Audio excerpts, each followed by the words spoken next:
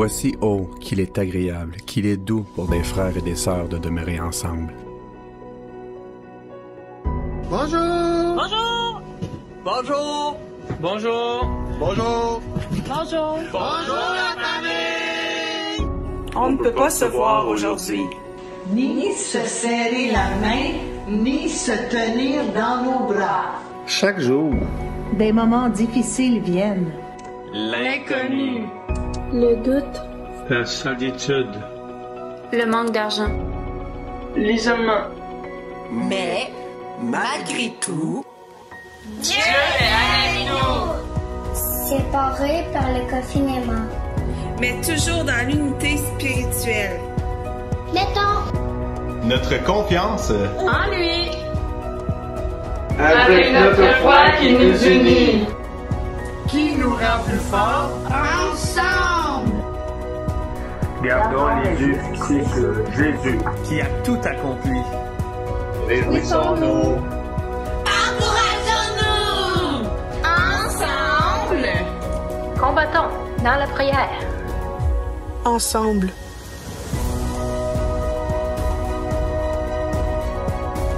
Propageons l'espoir, La paix. la vie. Soyons comme une lumière qui brille! Ensemble. Gardons Courage. Ensemble! Persévérons jusqu'au bout. ensemble. Nous sommes l'Église. Toujours aussi belle. Toujours aussi vivante. L'Église, c'est Lynn. L'Église, c'est qui? L'Église, c'est toi. L'Église, c'est nous. Faisons la différence. Ensemble, on vous aime.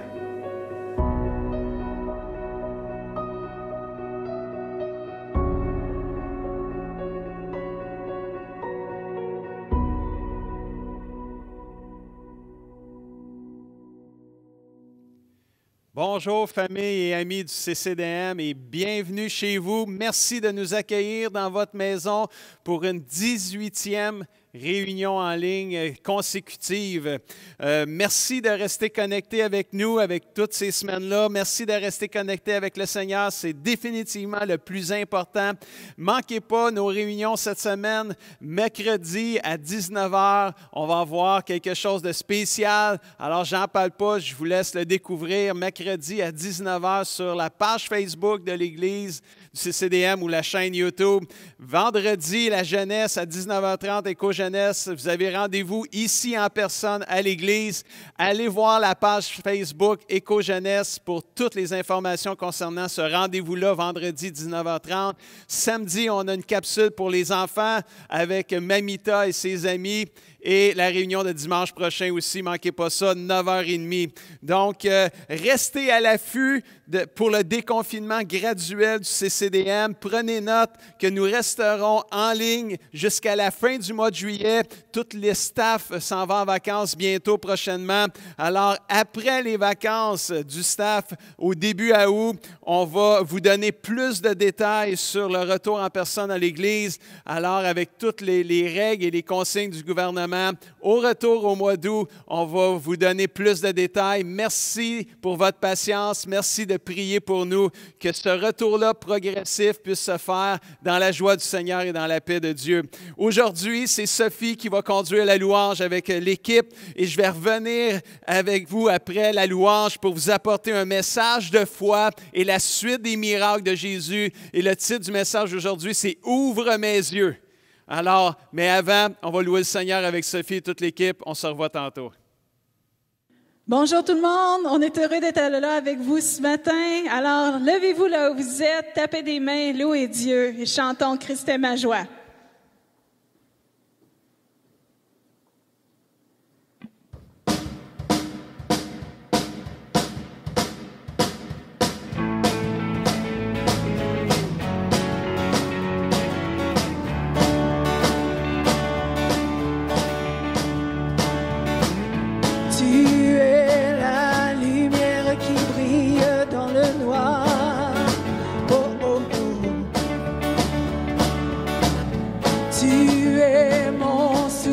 Tu me redonnes l'espoir.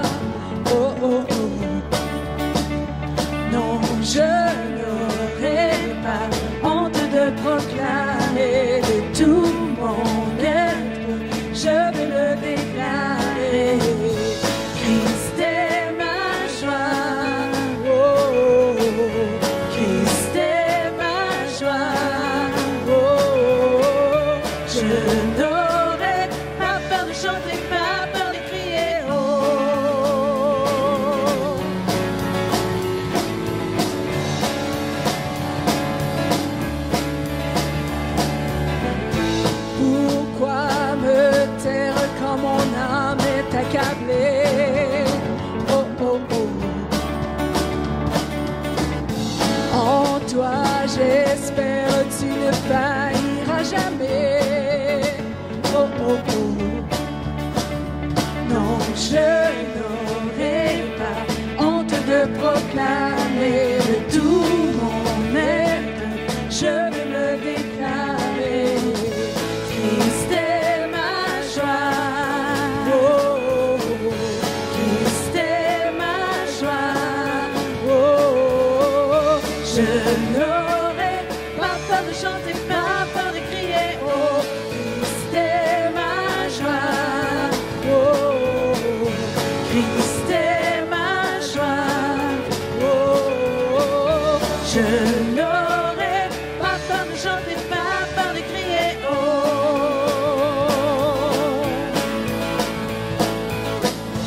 Tu es la lumière qui brille dans le noir, oh, oh, oh. Tu es mon soutien, tu me redonnes l'espoir. Oh, oh, oh. Non, je n'aurai pas honte de proclamer de tout mon être, je veux le déclarer.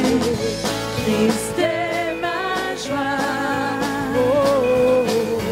Christ est ma joie, oh, oh, oh. Je n'aurai pas peur de chanter, pas peur de crier, oh, Christ est ma joie, oh, oh, oh. Christ est ma joie, oh, oh, oh. Je n'aurai pas peur de chanter, pas peur de crier, pas peur de chanter, pas peur de crier, oh.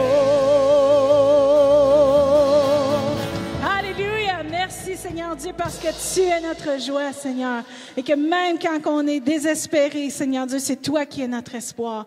En toi, on met notre confiance éternelle. Alléluia.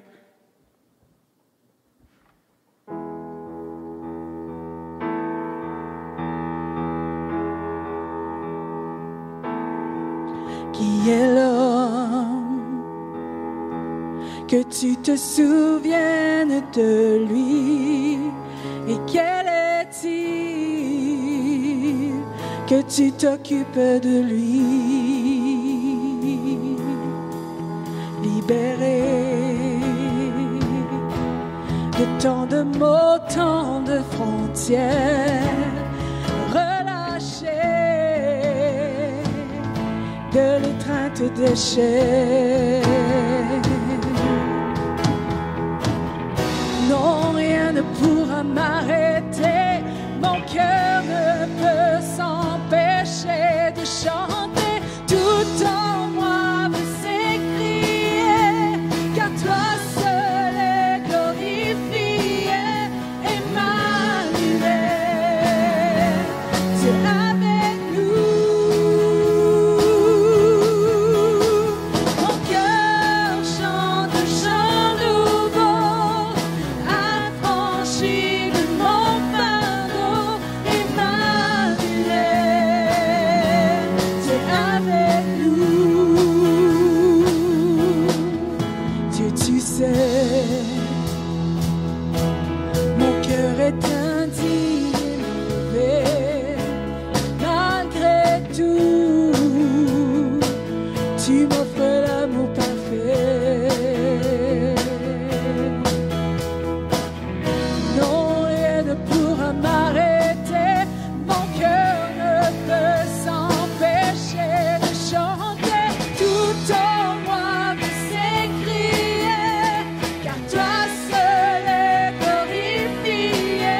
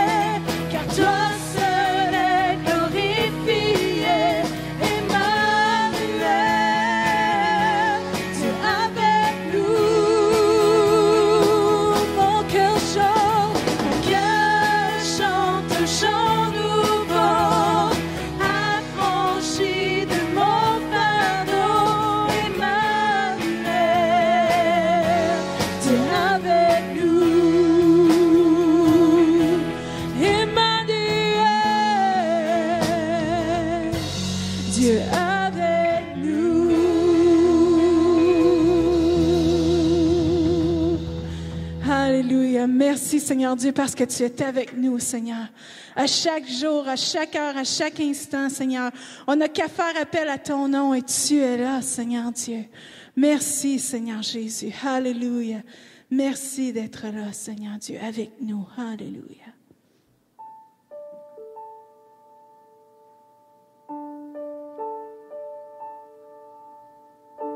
Tu étais là dès la création, Fils unique du Dieu très haut. Les mystères de ta gloire révélés en toi, Christ, notre Seigneur. Ce nom est si merveilleux, ce nom est si merveilleux, le nom de Jésus-Christ, mon roi. Ce nom est si merveilleux, sa beauté est sans pareil. Ce nom est si merveilleux, le nom de Jésus. Tu n'as pas voulu les cieux sans nous. Alors Jésus, tu es venu. Ton amour a vaincu le péché. Rien ne peut nous séparer. Oh, ce nom est si glorieux. Ce nom est si glorieux. Le nom de Jésus-Christ, mon roi. Ce nom est si glorieux, sa beauté est sans pareil. Oh, ce nom est si glorieux, le nom de Jésus.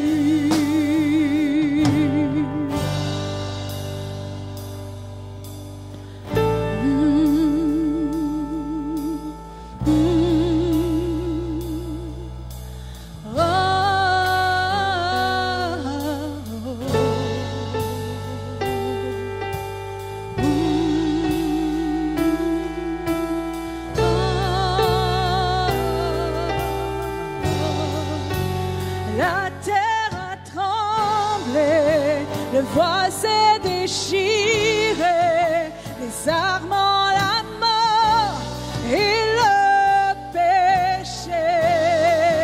Les cieux chantent ta gloire, l'écho de ta victoire, car tu es le roi ressuscité. Tu es sans rival, tu es sans égal. Dieu, tu triomphes à tout jamais. À toi soit le règne, à toi soit la gloire, car ton nom surpasse tout autre nom. Oh, ce nom est victorieux, oh, ce nom est victorieux, le nom de Jésus-Christ, mon roi. Oh, ce nom est victorieux, sa puissance est sans pareil. Oh, ce nom est victorieux, le nom de Jésus. Oh, ce nom est victorieux, oh, ce nom est victorieux, le nom de Jésus-Christ, mon roi. Oh, ce nom est victorieux, sa puissance est sans pareil. Oh, ce nom est victorieux, le nom de Jésus. Oh, ce nom est victorieux, le nom de Jésus. Oh, ce nom est victorieux, le nom de Jésus.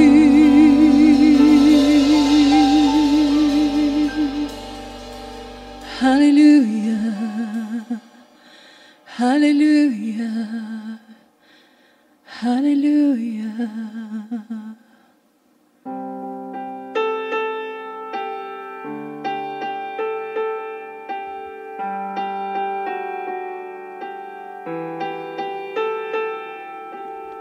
Merci, mon Sauveur, pour ton amour, ton grand amour. Merci, mon Seigneur, car tu m'as créé. Tu m'as fait pour toi, pour ton plaisir, pour ta présence, pour la gloire de ton nom. Merci, mon Seigneur, pour ton amour. Jésus, roi fidèle, de tout cœur nous le chantons.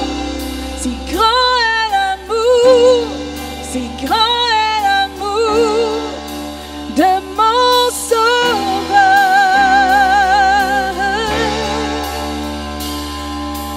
Merci pour la grâce qui nous sauve, nous pardonne. Merci pour ton sang qui nous libère. Tu nous as sauvés, à tout payer, tout racheté. Jésus, au prix de ta vie. Merci, mon Sauveur, pour ton amour.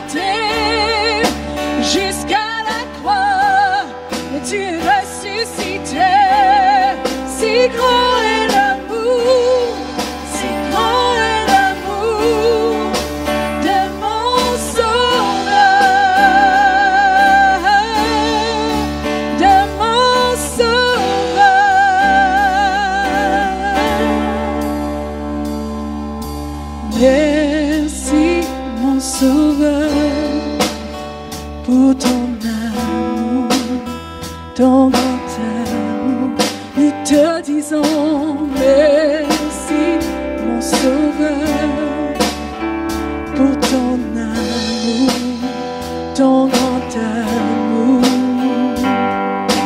Merci, mon Sauveur, pour ton amour, ton grand amour.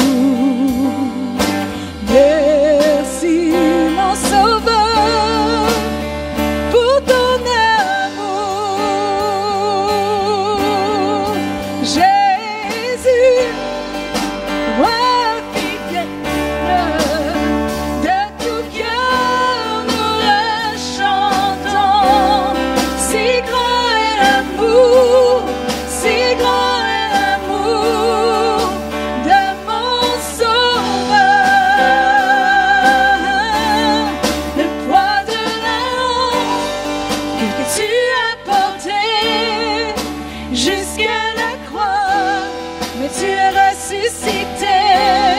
Si grand est l'amour, si grand est l'amour de mon Sauveur, de mon Sauveur, de mon Sauveur. Merci. Nous te disons merci. Nous te disons merci. disons merci.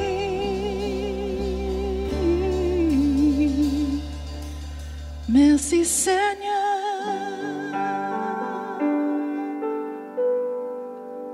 Amen. Alléluia. Amen. Merci Sophie et toute l'équipe de louanges, Geneviève, Michel, Léa et Charles. Merci pour ce temps inspirant de louanges. Si grand est l'amour de Dieu. On veut le chanter, on veut le déclarer, mais mieux que ça, on veut le vivre. Amen. Christ est ma joie. Merci pour tous ces beaux chants aujourd'hui. Êtes-vous prêts à entendre la parole de Dieu aujourd'hui? Je crois que oui. Et le titre du message aujourd'hui, c'est les miracles de Jésus, deuxième partie. Et le titre, c'est « Ouvre mes yeux ». Amen. La semaine passée, ou dans le premier message, j'ai parlé sur la guérison du serviteur d'un officier romain. Vous pouvez écouter et visionner ce message-là sur notre site web, sur la chaîne YouTube ou sur la page Facebook du CCDM. Cette semaine, j'aimerais partager avec vous le miracle d'un homme qui est né aveugle et qui a retrouvé la vue. Aujourd'hui, je crois que non seulement le Seigneur veut ouvrir les yeux physiques des gens, mais je crois que le Seigneur veut ouvrir aussi les yeux spirituels. Alors, ce matin, attends-toi à une action de Dieu dans ta vie, à un miracle de Dieu pour toi. Et on commence ce message-là et l'histoire de l'aveugle né à la naissance dans Jean chapitre 9, versets 1 et 2, et ça dit ceci. En partant, Jésus aperçut sur son chemin un homme qui était aveugle de naissance. Ses disciples lui posèrent alors cette question. « Dis-nous, Maître, pourquoi cet homme est-il né aveugle? Est-ce que c'est à cause de son propre péché ou celui de ses parents? » Une des premières questions que l'on se pose souvent quand il y a des tragédies et des infirmités et des épreuves, le premier mot qui nous vient souvent en tête, c'est « pourquoi ». Pourquoi? Et les réponses, le pourquoi vient vite, mais les réponses ne viennent pas toujours rapidement, puis parfois même les réponses ne viennent juste pas. Et dans notre histoire aujourd'hui, la même question qui a survolé tous les siècles a été posée. Pourquoi cet homme est né aveugle? Et les disciples de Jésus avaient une réponse à suggérer à cette question-là. Est-ce que c'est à cause du propre péché de cet homme-là qu'il est né aveugle ou à cause du péché de ses parents? Genre de réponse qui nous vient en tête quand un tel événement arrive, c'est comme « le bon Dieu l'a puni ». Quand la souffrance frappe, la vie devient floue, un gros brouillard affecte notre vision, on ne voit plus la vie briller comme avant. La souffrance nous aveugle, nous paralyse et embrouille notre vision. On a besoin d'une guérison. On a besoin, dans ce moment-là, d'une intervention de Dieu et de son aide. Et la première pensée que je veux partager avec vous, avec ce miracle-là aujourd'hui, c'est celle-ci. Vois plus loin que tes obstacles. Wow! Les disciples de Jésus voyaient l'obstacle devant eux. L'obstacle ou l'épreuve ou la maladie ou l'infirmité, c'était que l'homme était aveugle de naissance. Ça, c'était l'obstacle, c'était l'épreuve, c'était l'infirmité. Mais les disciples ne voyaient pas plus loin. Les disciples n'ont pas demandé à Jésus, « Hey, guéris cet aveugle-là, Jésus! » Mais ils cherchaient un coupable ou une bonne raison qui explique pourquoi il était né aveugle à sa naissance. C'est pour ça qu'ils ont dit, ça doit être à cause peut-être de son propre péché, peut-être celui de ses parents. Qu'est-ce que tu en penses, Jésus? Mais Jésus, lui, il a regardé plus loin que l'obstacle. Jésus a regardé plus loin que l'infirmité. Et sa réponse est différente et inspirante. Et on la voit dans le verset 3 de Jean 9, où ce que Jésus répondit à ses disciples, puis il dit, « Hey, les boys, ça n'a pas rapport avec son péché ou avec le péché de ses parents. Ça n'a juste pas rapport avec ça du tout. Mais c'est pour qu'en lui, tous puissent voir ce que Dieu est capable de faire. » Wow! Là, Jésus vient de renverser cette croyance erronée, fausse, qui dit que toute affliction, toute maladie ou toute souffrance est la conséquence d'un péché. Ça peut arriver des fois que c'est la conséquence d'un péché, mais ce n'est pas toute souffrance ou toute affliction qui est la conséquence nécessairement d'un péché, et Jésus vient de le démontrer là dans sa réponse. Quand Jésus pense à, pas quand Jésus, mais quand je pense à quelqu'un qui a vu plus loin que son obstacle ou que son épreuve, je pense à Abraham. On pense à plusieurs personnes, mais il y en a un qui vient dans mon cœur, dans mes pensées, c'est Abraham. Abraham a reçu la promesse qu'il était pour avoir un fils, et de ce fils-là naîtrait une grande postérité et descendance. Mais quand Abraham a reçu cette promesse-là, il avait 75 ans.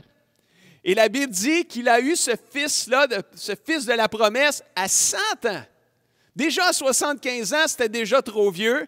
Mais là, 25 ans, ça a pris 25 ans. Fait qu'imaginez, pendant 25 ans, Abraham attend d'avoir un fils qui lui a été promis. Puis j'imagine que plus les années avancent, plus l'espoir d'avoir un fils diminue. Et la Bible dit dans Romains 4, verset 18, « Il n'y avait plus d'espoir. » On peut comprendre ça. Et pourtant, dites-le avec moi, Abraham a espéré. Wow!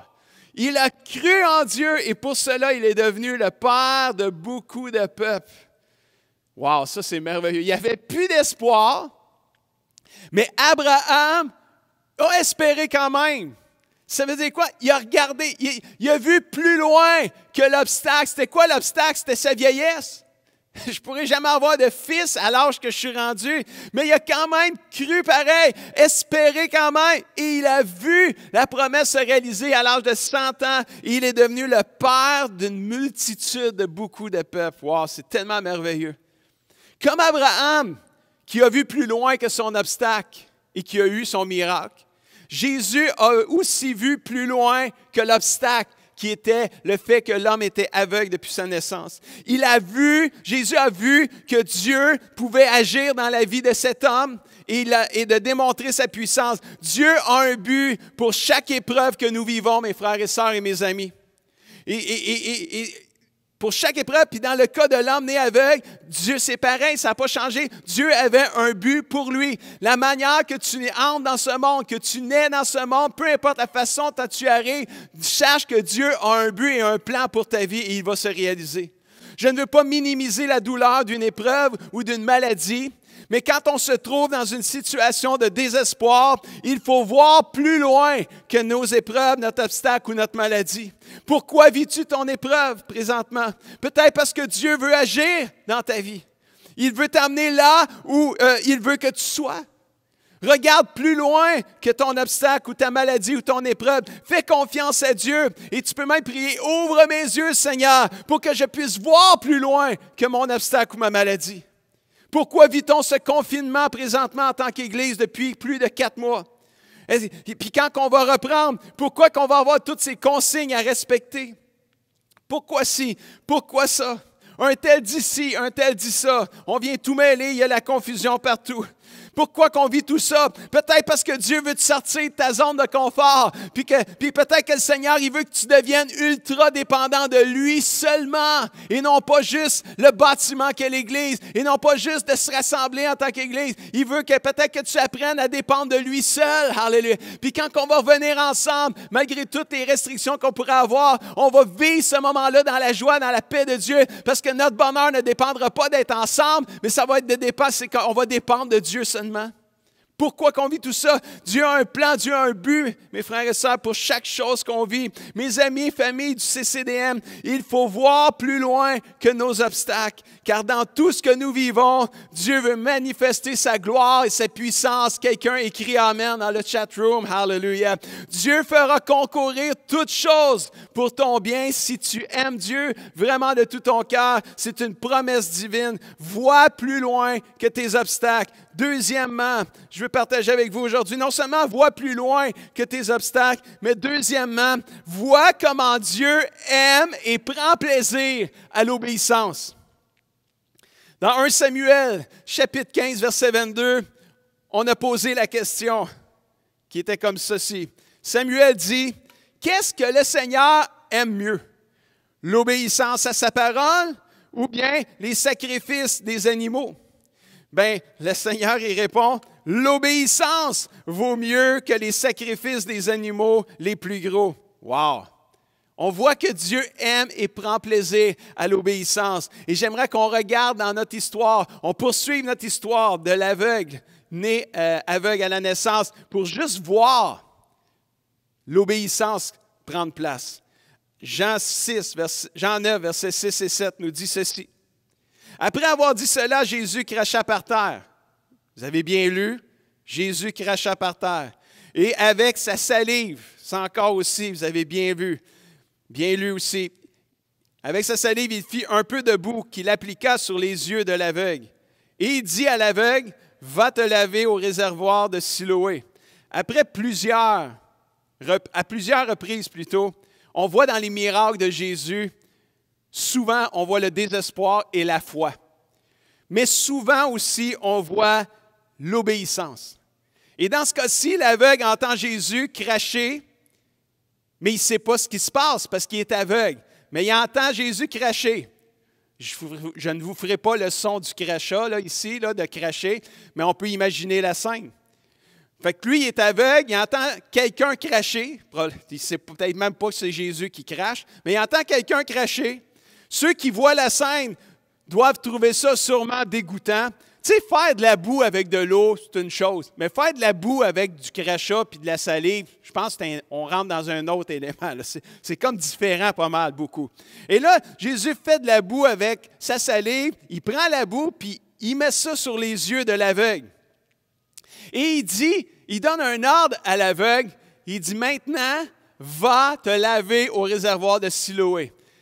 Je veux juste attirer votre attention. Là. Il y a des fois, il faut prendre le temps de s'arrêter puis juste méditer le texte, puis réfléchir, puis essayer de regarder la scène, d'imaginer. Jésus, il dit, va te laver au réservoir de Siloé, mais il ne dit pas, et tu seras guéri. Il fait juste dire, il crache à terre, il fait de la boîte avec ça, il met ça, la boîte, dans les yeux de l'aveugle, puis il dit, va te laver au réservoir de Siloé, c'est tout ce qu'il dit. Il ne dit pas, puis tu vas être guéri. Il fait juste, il dit, va te laver. Pour que le miracle prenne place, l'aveugle devait aller se laver. Il y a une dimension d'obéissance et de foi pour voir Dieu agir dans nos vies. Et on va voir si l'aveugle, il va obéir à Jésus. Verset 7, la fin du verset 7, la Bible dit que l'aveugle alla se laver et à son retour, dites-le avec moi, il voyait. Aucune hésitation. Jésus a dit d'aller se laver. Il a cru dans la parole que Jésus venait de dire. Il est allé se laver. Il ne savait pas trop ce qui se passait. Il n'est pas question on ne questionne pas Jésus. Il me dit d'aller me laver. J'y vais me laver. La réponse de Dieu à son obéissance fut que l'homme né aveugle a commencé à voir pour la première fois de sa vie et il a été guéri. Wow de wow. Quelqu'un écrit wow dans le chatroom ou amen à quelque part. Alléluia. On sert un Dieu puissant, un Dieu grand et merveilleux. Peut-être que Dieu te demande de faire quelque chose puis que tu n'as pas obéi encore. Tu sais que tu as des choses à faire, que Dieu te demande des choses puis tu ne le fais pas encore. Puis tu attends, puis tu attends, puis tu reportes, puis tu reportes, puis tu le sais, puis tu reportes. Mais peut-être demain, une autre fois. Mais je veux juste annoncer quelque chose aujourd'hui, qu'une obéissance reportée, c'est une désobéissance à chaque fois. Oh, peut-être tu n'avais jamais réalisé ça, hein? Tu sais, Seigneur te demande de faire quelque chose, tu dis oui, je vais le faire, mais une autre fois, un autre jour. Mais quand tu reportes, c'est comme dans le moment présent, tu désobéis.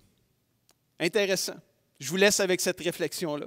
L'obéissance est réelle quand l'action demandée est faite et accomplie.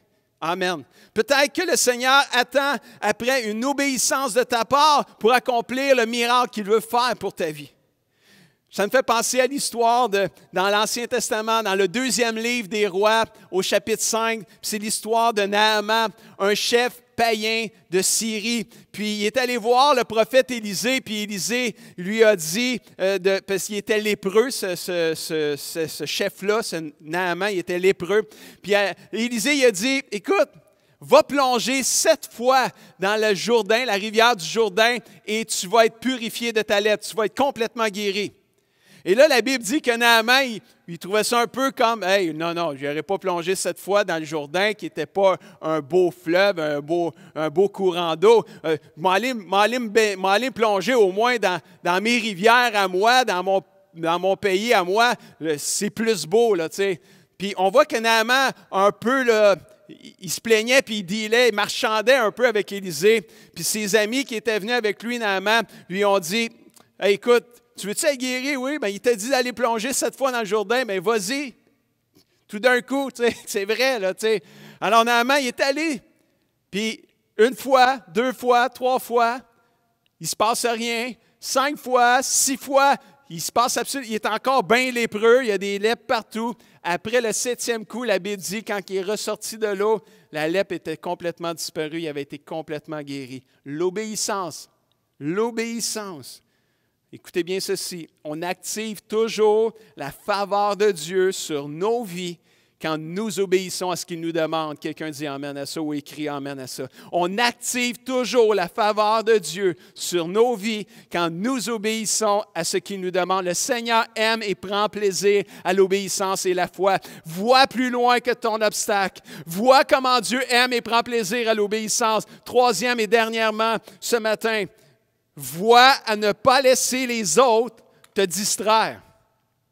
Il y a un verset dans la Bible qui nous parle de notre adversaire, qui est le diable et qui cherche par tous les moyens à nous distraire parce qu'à la fin, il veut nous détruire et nous enlever toute foi possible en Dieu des miracles. Et dans 1 Pierre, chapitre 5, versets 8 et 9, la Bible nous dit « Ne vous laissez pas distraire.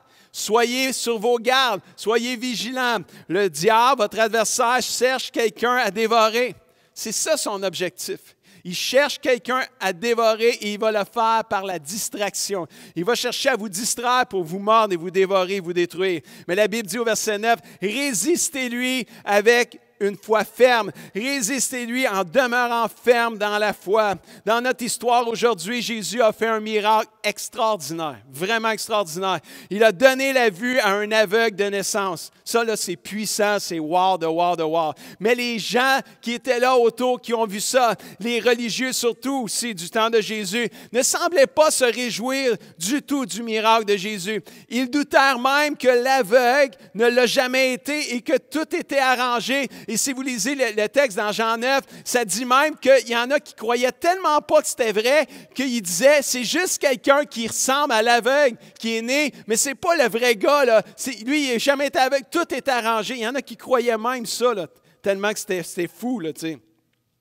Ils doutaient, puis Jésus, en plus, il a guéri l'aveugle le jour du sabbat. Imagine-toi donc, scandale pour eux. Là. C'était capoté. Là. Écoute, ils ont essayé de distraire l'aveugle. Ils ont essayé de l'éloigner de Jésus. Ils ont essayé de semer le doute et la confusion dans son cœur concernant le miracle qu'il venait de vivre.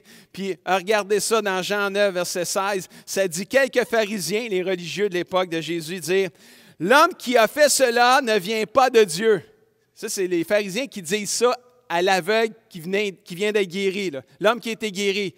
Celui qui a fait ça, il ne vient pas de Dieu, il ne respecte pas le jour du sabbat.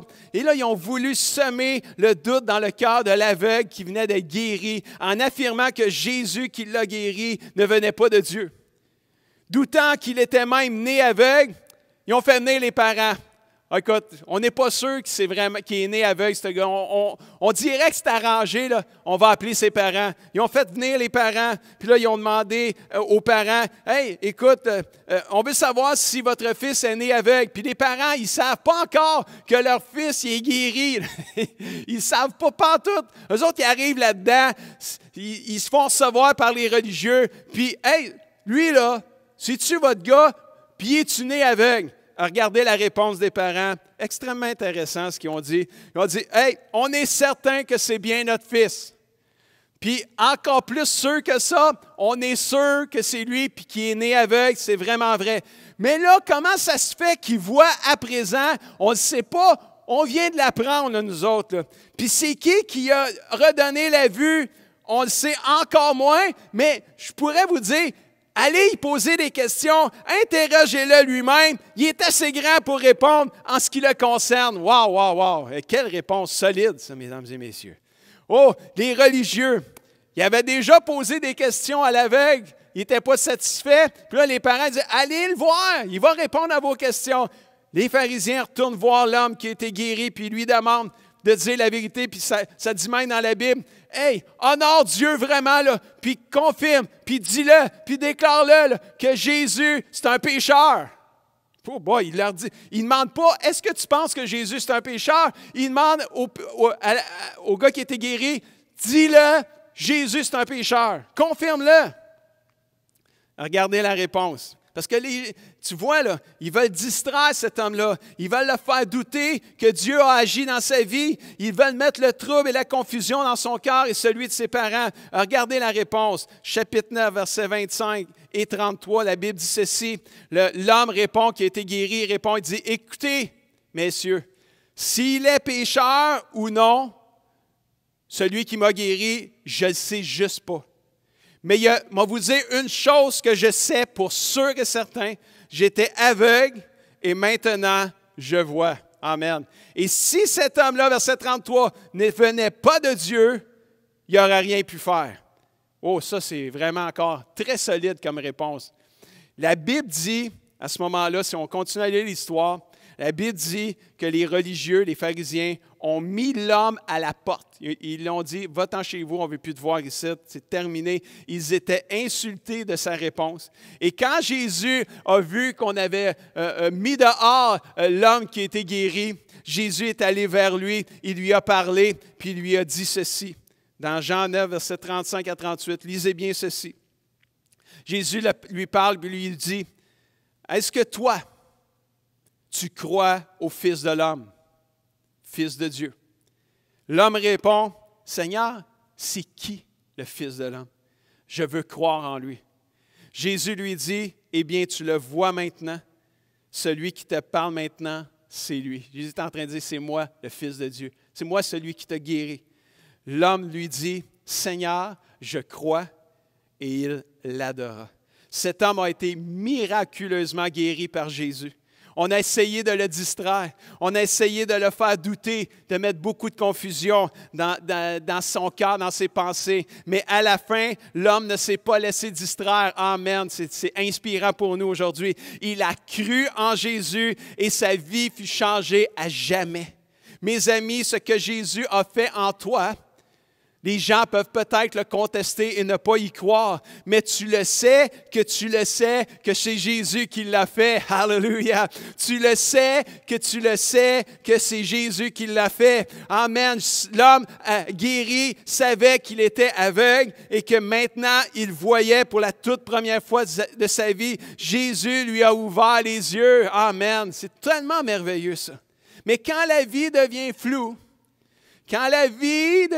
puis les épreuves nous frappent, sachez ceci, Dieu veut nous ouvrir les yeux. Dieu veut enlever le brouillard pour nous permettre de voir clairement ce qui se passe. Dieu veut qu'on voit plus loin que nos obstacles. Dieu veut qu'on voit comment il aime et prend plaisir à l'obéissance et à la foi. Dieu veut que l'on voit et à ne pas se laisser distraire par les différentes commentaires et choses que les gens peuvent dire autour de nous pour semer le doute et la confusion. Il veut qu'on puisse croire dans sa parole et croire dans qui il est. Alléluia. Laissez-moi vous donner quelques déclarations de foi en terminant ce matin, comme j'ai fait dans le premier message.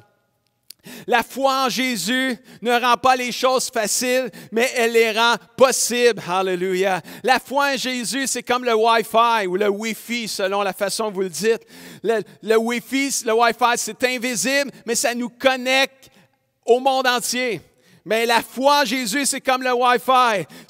La foi est invisible, mais elle a la puissance pour nous connecter au Dieu de miracles. Oh, ça, c'est puissant, ça aussi. La foi en Jésus peut déplacer des montagnes. Mais écoutez bien ceci, les doutes peuvent en créer de nouvelles montagnes.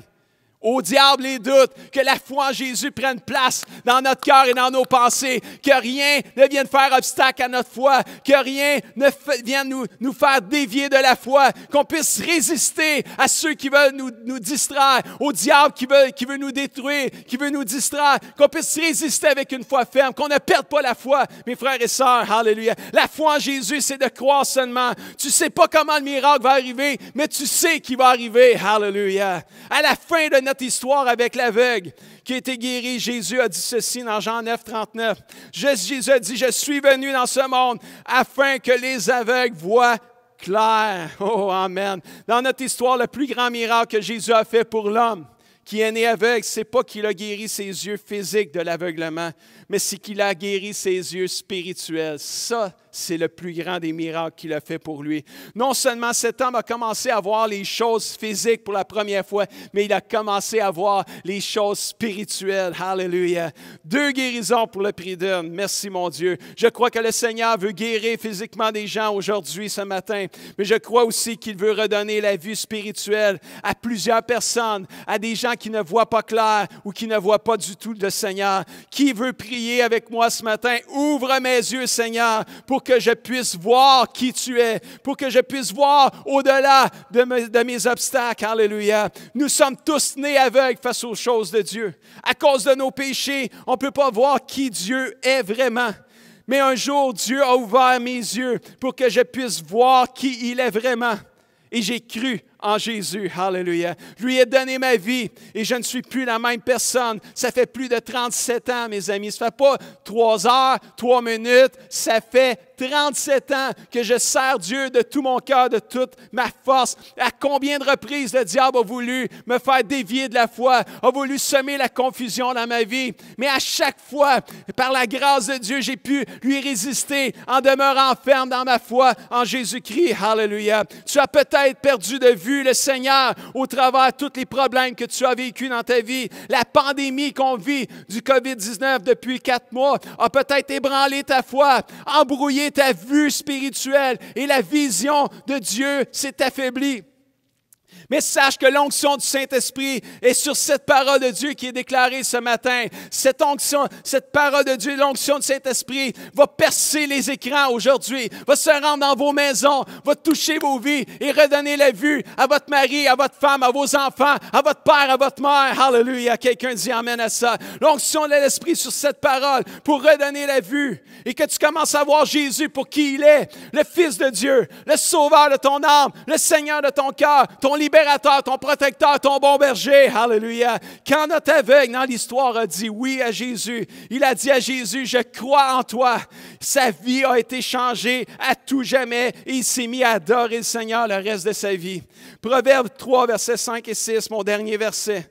Ne t'appuie pas sur ton intelligence, mais de tout ton cœur, mets ta confiance dans le Seigneur. Reconnais-le dans tout ce que tu fais et tout ce que tu vis, et lui, il va guider tes pas. Fais confiance à Dieu. Peu importe ce que tu vis, peux-tu laisser Dieu agir dans ta vie, mon frère, ma soeur, mon ami? Fais ce que tu veux, Seigneur, de ma vie. Viens me changer. Ouvre mes yeux pour que je puisse voir. Aide-moi à voir plus loin que mes obstacles. Aide-moi à obéir, à voir que l'obéissance, tu y prends plaisir, Seigneur. Aide-moi, Seigneur, à ne pas me laisser distraire dans ma foi par les autres autour de moi. Fais le miracle dans ma vie au nom de Jésus. J'aimerais prier avec toi ce matin. Au nom de Jésus. Ferme tes yeux avec moi, on va prier quelques instants en terminant. Seigneur Dieu, Papa tout céleste, je viens dans le nom de Jésus. Je viens, Seigneur Jésus, contre toute forteresse qui s'élève, Seigneur, dans la vie de mes frères et sœurs, de mes amis. Ces forteresses, ces fausses croyances, Seigneur, qui s'élèvent et qui viennent embrouiller la vision de mes frères et sœurs et mes amis, Seigneur, de toi. Je prie, Seigneur, que tu puisses ouvrir leurs yeux là où ils sont, dans leur maison présentement ou dans leur bureau ou dans leur chambre, Seigneur. Viens ouvrir leurs yeux afin, Seigneur, qu'ils puissent te voir briller comme ils t'ont jamais vu briller, Seigneur. Seigneur, peut-être que, Seigneur, à cause du COVID, Seigneur, et du coronavirus, Seigneur, les gens, leur vision s'est affaiblie de toi. Viens, Seigneur, enlever les nuages, Seigneur, et qu'ils puissent te voir briller à nouveau, Seigneur, dans toute ta gloire et ta splendeur et ta puissance. Opère les signes et les prodiges dans chaque maison, au nom de Jésus. Amen et Amen. Alléluia. On va terminer en chantant un chant, si vous voulez bien, ce matin. Roi de mon cœur avec Sophie et toute l'équipe. Et je vous invite à croire pour le miracle de Dieu pour votre vie. Et je vous invite à déclarer votre foi en chantant et en disant à notre Dieu, tu es bon, tu es bon, tu es merveilleux, tu ne m'abandonneras jamais, puis moi non plus, je ne t'abandonnerai pas, Seigneur. Alléluia. Amis et familles du CCDM, je vous aime tellement. Alléluia. Je prie pour vous. Merci de prier pour moi. On va se voir bientôt en personne, mais en attendant, cependant, on garde nos yeux ouverts, on garde nos yeux fixés sur le Seigneur, on garde la foi, mes frères et sœurs. Je vous souhaite une belle semaine. Chantons avec Sophie en terminant. Recevons notre miracle. On se revoit dimanche prochain pour un autre message sur les miracles de Jésus. Soyez bénis tout le monde. Amen.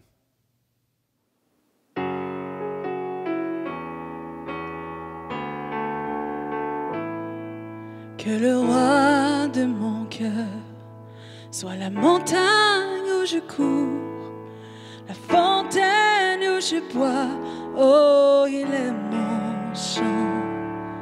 Que le roi de mon cœur soit l'ombre où je me cache, la rançon de ma vie, oh, il est mon chant. Tu es bon.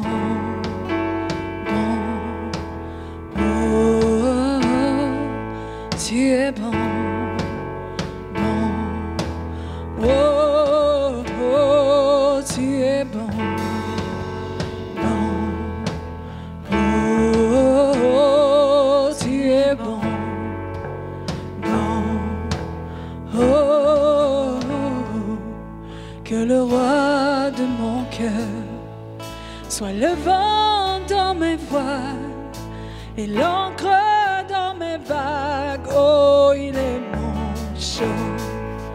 Que le roi de mon cœur soit le feu dans mes veines et l'écho de mes jours, oh, il est mon chant. Tu es bon, bon, oh, tu es bon, bon, oh.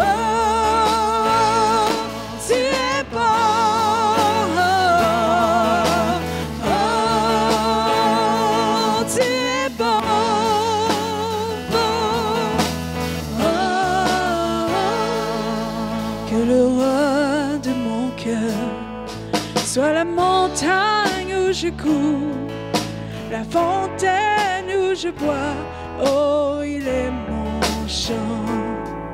Que le roi de mon cœur soit l'ombre où je me cache, la rançon de ma vie, oh, il est mon chant. Tu es bon, bon.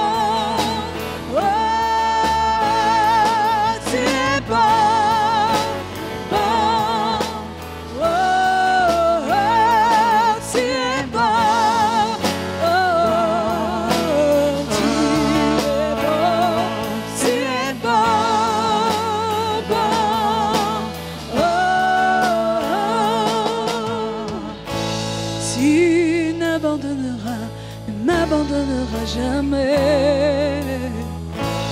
Tu n'abandonneras, ne m'abandonneras jamais.